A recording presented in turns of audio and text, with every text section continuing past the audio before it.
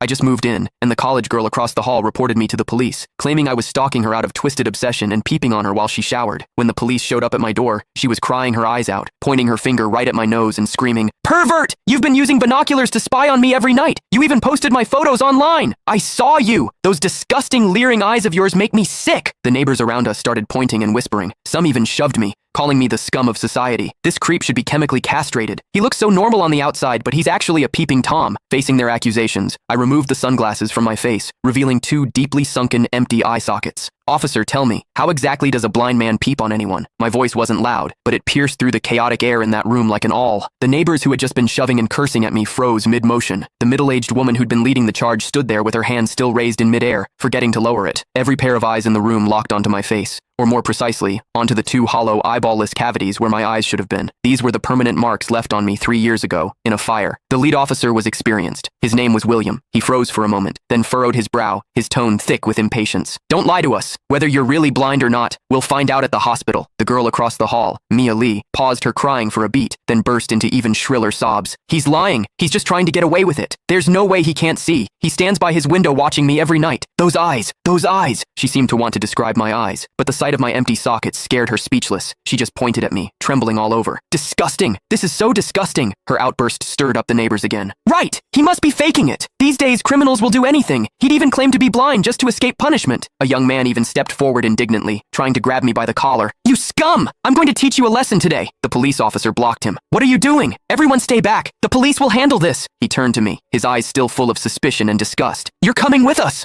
I didn't resist. I calmly held out both hands. Cold metal touched my wrists. Two younger officers flanked me on either side and led me toward the elevator. Behind me, Mia's crying mixed with the neighbors' curses into a chaotic din. "Scum of society! Get out of our community! Hope you rot in prison!" I could see the righteous expressions on their faces. I could also hear the pleasure in their voices as they trampled me into the mud. I stepped into the elevator. The metal doors slowly closed, cutting off the noise from outside. One of the younger officers, probably new to the job, couldn't help but ask me quietly, Are you really blind?" I tugged at the corner of my mouth but didn't answer. The other officer patted his shoulder, signaling him to keep quiet. But I knew that in their minds, the scales had already tipped completely in favor of that tearful young girl. After all, it was a young, pretty, pitiful college student on one side, and on the other, a suspicious man living alone, wearing sunglasses. In their eyes, it was crystal clear who was the victim and who was the perpetrator. What they didn't know was this: sometimes, what the eyes see is the biggest lie of all. And I, a blind man, had seen something that none of them had. For instance, when Mia accused me, her heartbeat was steady, without a single ripple of genuine emotion. The interrogation room at the police station was harshly lit by fluorescent lights, and the air smelled faintly of mildew. I sat on a cold metal chair. Across from me were William and a female officer.